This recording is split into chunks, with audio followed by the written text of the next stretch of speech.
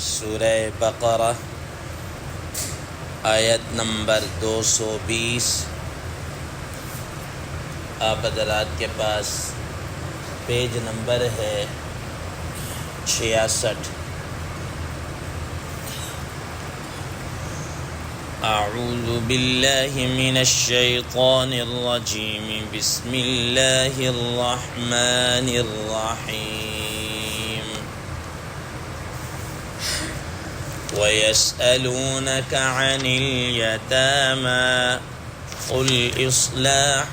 لَهُمْ خَيْرٌ وَإِن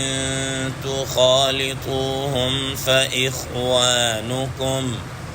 وَاللَّهُ يَعْلَمُ الْمُفْسِدَ مِنَ الْمُصْلِحِ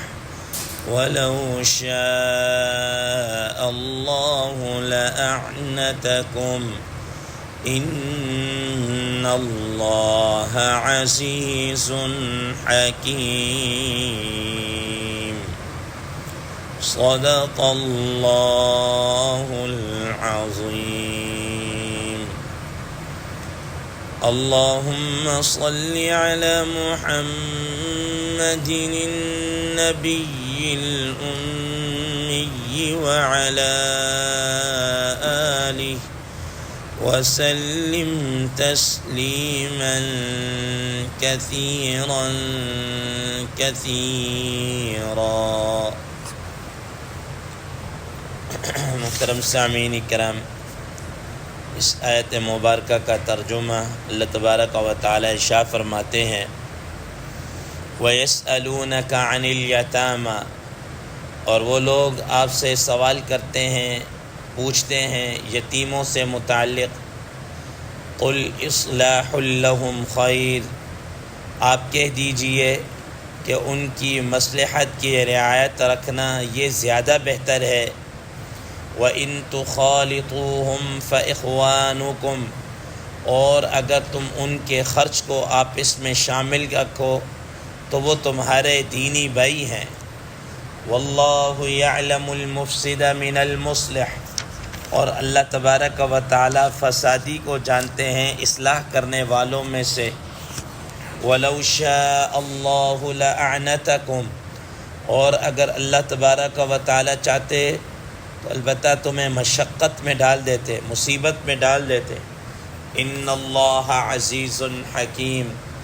یقیناً بے شک اللہ تبارک و تعالی غالب ہیں، حکمت والے ہیں۔ محترم سامعین کرام،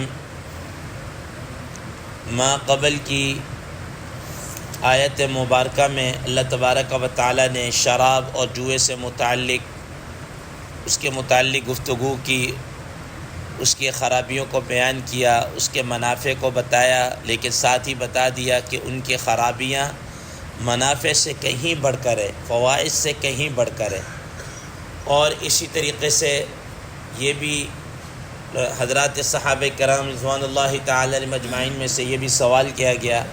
کہ اللہ کی راہ میں کیا چیز خرچ کرنی چاہیے، اس کے متعلق بھی بتا دیا کہ جو چیز تمہاری ضرورت سے زائد ہو جائے اس کو اللہ کی راہ میں خرچ کر دو۔ اور ہر انسان اپنی ضروریات کو بہتر جانتا بھی ہے، سمجھتا بھی ہے۔ آج کے اس زیر 10 آیت مبارکہ کے اندر یتیموں کے متعلق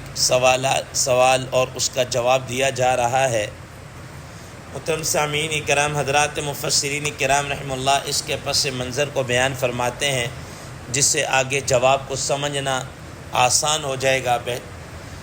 حضرات مفسرین کرام رحمہ اللہ فرماتے ہیں کہ اس سے پہلے قرآن مجید کی آیات یتیموں کے مالوں سے متعلق نازل ہو چکی تھی، جس میں فرمایا مثال کے طور پر وَلَا تَقْرَبُوا مَالَ الْيَتِيمِ إِلَّا بِالَّتِي هِيَ أَحْسَنُ، کہ تم یتیموں کے مالوں کے قریب نہ جاؤ مگر جو ان کے لیے احسن اور صحیح طریقہ ہو، اس کے مطابق آپ ان کے ساتھ برتاؤ کرو، خرچ کرو، ان کے مالوں کو کام میں لاؤ۔ اور دوسری جگہ پر فرمایا ان الذین یأکلون اموال الیتامی ظلما انما یأکلون فی بطونہم نارا، کہ وہ لوگ جو یتیموں کا مال ظلماً ہڑپ کرتے ہیں، کھا جاتے ہیں، وہ در حقیقت اپنے پیٹوں کے اندر آگ کو، جہنم کی آگ کو کیا کر رہے ہیں، بھر رہے ہیں۔ محترم سامعین کرام، جب اس قسم کی آیات نازل ہوئیں تو حضرات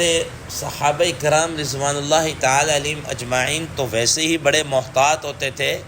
تو انہوں نے اور بھی یتیموں کے متعلق احتیاط کرنا شروع کر دی کہ ان کے مالوں کو بالکل الگ تھلگ رکھتے، ان کے کھانے کو، ان کے خرچے کو الگ تھلگ رکھتے۔ لیکن اب مسئلہ یہ پیش آیا کہ آپ حضرات کے علم میں ہے کہ ظاہر ہے کہ جب ان کے لیے بالکل ایک آدمی کے لیے کھانا بنایا جائے تو کبھی انسان کی طبیعت چاہ رہی ہوتی زیادہ کھانے کو، کبھی بالکل نہیں چاہ رہی ہوتی، کبھی انسان تھوڑا کھا لیتا ہے، کبھی زیادہ کھا لیتا ہے۔ اب ہوا یہ کہ اب یتیموں کے لیے جب بالکل الگ تھلگ بنانا شروع کیا تو اس میں بڑی مشقت ہونا شروع ہو گئی،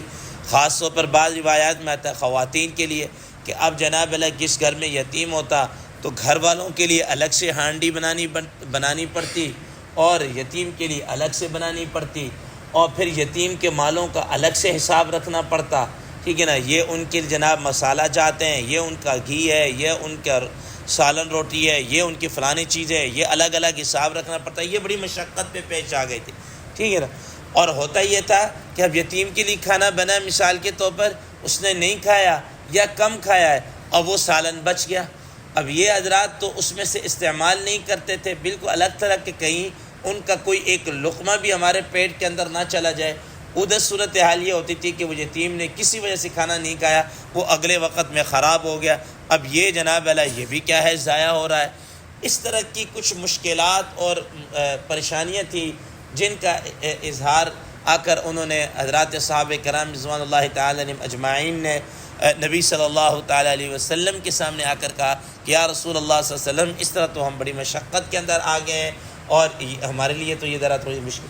مشکل پیش آ گئی۔ تو آپ صلی اللہ علیہ وسلم فرمایا کہ بھائی اللہ تبارک و تعالیٰ اس کے جواب میں فرمایا قل اصلاح لہم خیر، کہ تمہیں مشقت میں ڈالنا مقصود نہیں ہے، بلکہ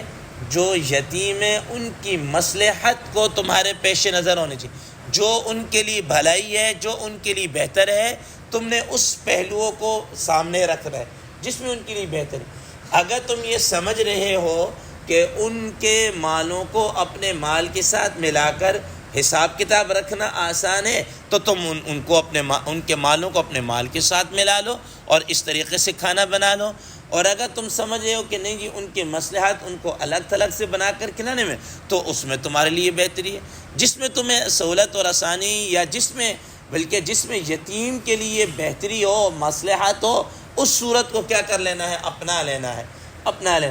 اب جب یہ حکم آ گیا تو حضرات صحابہ کرام رضوان اللہ تعالی علیہم اجمعین کے لیے بھی آسانی ہو گئی، اور خاص طور پر خواتین کے لیے کیا ہو چکی ہے، آسانی ہو چکی ہے۔ تو محترم سامعین کرام، یہ آپ حضرات بات ذہن نشین رکھیے گا کہ اسلام ہی وہ مذہب ہے، وہ دین ہے کہ جس نے ہر ایک آدمی کی، ہر ایک طبقے کی اور اس کی ضروریات کا کیا رکھا ہے، خیال رکھا ہے، اور اس کے متعلق کیا کیا، احکامات کو نازل کیا ہے۔ ورنہ دیگر جو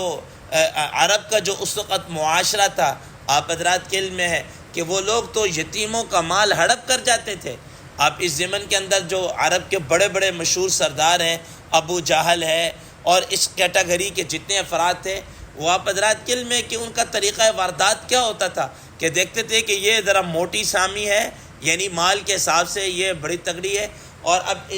اس کا جناب اللہ اینڈ ٹائم ہے، کوئی پتہ نہیں، زندگی موت و حیات کی کشمکش میں، تو یہ اس کے پاس بڑے خیر خواہ بن کر چلے جاتے کہ تم تو اس دنیا کے اندر سے جا رہے ہو، پیچھے تمہارے بچوں کا کیا بنے گا، کون ان کا خیال رکھے گا، کون ان کا جناب والا ان کی ضروریات کو پورا رکھے گا۔ پھر وہ اپنی جناب والا خدمات کو پیش کر دیتے کہ ہم جناب والا اس کا خیال رکھیں گے، تم اس کے مالوں کو ہمارے نام کر دو یا ہمیں دے دو، ہم اس کا یوں رکھیں گے، ایسا رکھیں گے، ویسا، اور بس اس آدمی کے آنکھیں بند ہونے کی دیر ہوتی تھی کہ یہ اس کے مالوں کو پھر ہڑپ کر جاتے تھے۔ یتیموں کو دھکے دے دے کر نکالنا، جیسا کہ قرآن مجید کی دیگر آیات کے اندر اللہ تبارک و تعالیٰ نے ان کے ان واقعات کو بیان کیا۔ تو محترم سامعین کرام، یہ عرب کا اس وقت یہ معاشرہ، اس معاشرے کے اندر اور ان کے رسم و رواج کے اندر اللہ تبارک و تعالیٰ نے یتیموں کے متعلق یہ احکامات دی ہے، اور اس طرح کی ان کی ضروریات کو اور ان چیزوں کو کیا رکھا، سامنا رکھا۔ اور ساتھ ساتھ جناب والا اس بات کے اوپر ضرورت بھی دی کہ تمہارے یہ یتیم جو ہے ان کے ساتھ شفقت والا معاملہ، مہربانی والا معاملہ کرو گے تو اللہ تبارک و تعالیٰ تمہارے ساتھ بھی جناب ایسے ہی معاملہ کریں گے۔ اور نبی صلی اللہ علیہ وسلم فرمایا انا وکافل الیتیم، کہ میں اور یتیم کی کفالت کرنے والا، آپ صلی اللہ علیہ وسلم نے دونوں انگلیوں کو ملا کر کہا کہ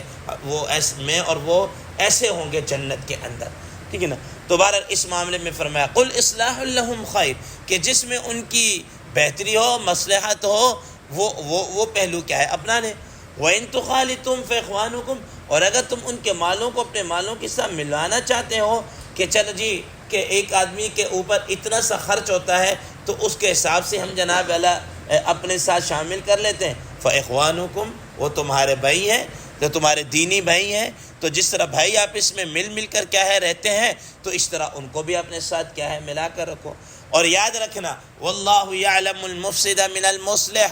یاد رکھنا کہ جو تم میں سے فسادی ہے اور جو اصلاح کرنے والا ہے، اللہ تبارک و تعالیٰ ان کو بخوبی جانتے ہیں۔ بسا اوقات ایسا ہوتا ہے کہ آدمی کی نیت کے اندر کیا ہوتا ہے، فطور ہوتا ہے۔ اب فطور کیا ہوتا ہے کہ وہ دیکھا یار یہ یتیم کا تو مال بہت زیادہ ہے، ہم تھوڑے سے ماڑے لوگ ہیں، تو اب کیا کیا کہ زیادہ مال تو اس کا لے لیا، کہ ہانڈی بنانا شروع کی کہ چلو جی مشترکہ کھاتا ہے، تو اب جناب اللہ اپنی تو برائے نام سبزی اور برائے نام حصے میں سے ڈالا، اور زیادہ جناب اللہ اس کا ڈال کے کہ اور یہ کر دیا کہ جی یتیم کے لیے بنا رہے ہیں، ہم یتیم کی خدمت کر رہے ہیں۔ تو اللہ تبارک و تعالیٰ فرما رہے ہیں کہ ایسی بری نیت والے جو افراد ہوتے ہیں، اللہ تبارک و تعالیٰ ان کو اچھی طریقے سے جانتے ہیں، اور جو اس میں سے اصلاح کا پہلو رکھنے والے ہوتے ہیں، ان کی ہر ضروریات کو اور ہر ایک چیز کو مد نظر رکھ رہے ہیں، اللہ تبارک و تعالیٰ ان کو بھی کیا ہے جانتے ہیں۔ تو فرمایا واللہ یعلم المفسد من المصلح ولو شاء اللہ لأعنتکم، اور اگر اللہ تبارک و تعالیٰ چاہتا تو تمہیں مشقت کے اندر ڈال دیتا، وہ اپنے سابقہ حکم کو ہی برقرار رکھتا اور تمہیں یہ کہہ دیتا کہ ان کے مالوں کو تم نے بالکل ان کا حساب، ایک ایک چیز کا حساب کتاب الگ رکھنا ہے، ایک ایک چیز کا حساب کتاب۔ بعض چیزوں کا حساب تو آسان ہو جاتا ہے، مثال کے طور پر کپڑے ہیں، پتہ ہے بھئی یہ اس کے ہیں، یہ ہمارے ہیں، ختم ہو گئی بات۔ یہ جناب اللہ جوتے ہیں، یہ فلانی چیز ہے، یہ تو آسان۔ لیکن بعض چیزیں ایسی ہیں کہ ان کا حساب کتاب رکھنا بڑا مشکل، ٹھیک ہے نا۔ اور اللہ تعالیٰ حکم دیتے کہ بھئی تم نے ان کی ایک ایک چیز کا حساب کتاب الگ رکھنا ہے، اور پھر اوپر سے مزید یہ ہے کہ یہ جو تم نے کھانا بنایا الگ تو ہو ہی ہو، ان کا کھانا خراب بھی نہ ہونے پائے، ٹھیک ہے۔ تو اللہ چاہتا لأعنتکم، تم اس مشقت میں ڈال دیتا، لیکن اللہ تبارک و تعالیٰ نے تمہارے ساتھ کیا ہے سہولت اور آسانی والا معاملہ کیا۔ فرمایا ان اللہ عزیز حکیم، اللہ تبارک و تعالیٰ غالب بھی ہیں، حکمت والے بھی ہیں۔ اگر اللہ تعالیٰ مشقت والا حکم دے دیتے تو وہ زبردست ہے، وہ حاکم ہے، کوئی بھی حکم دے سکتے ہیں،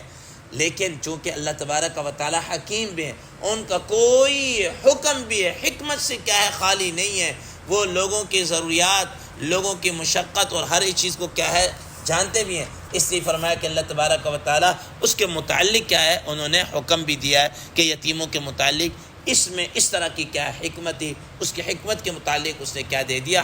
حکم دے دیا۔ تو بہرحال اس آیت مبارکہ میں اللہ تبارک و تعالیٰ نے یتیموں کے متعلق، یتیموں کے مالوں کے متعلق بتایا ہے، اور اس چیز کا اقرار کہ یتیموں اور ان لوگوں کے سب سے زیادہ حقوق جتنے اسلام نے بیان کیے، اس کا اقرار خود مغربی اور یورپین جو رائٹرز ہیں، جو مصنفین ہیں، انہوں نے بھی اس کا اقرار کیا ہے کہ محمد صلی اللہ تعالیٰ علیہ وسلم اور قرآن مجید نے جتنے ان لوگوں کے حقوق کو بیان کیا ہے اور واشگاف الفاظ میں بیان کیا ہے، اور اس کے متعلق جناب اعلیٰ لوگوں کو وعید اور ڈرایا بھی ہے، اتنا کسی اور مذہب، ملت اور دین کے اندر نہیں، اس کا عشر عشیر بھی کیا ہے نہیں ہے۔ اللہ تبارک و تعالیٰ سے دعا ہے اللہ تبارک و تعالیٰ ہمیں اس پر عمل کرنے کا توفیق عطا فرمائے۔ وآخر دعوانا الحمد للہ رب العالمین۔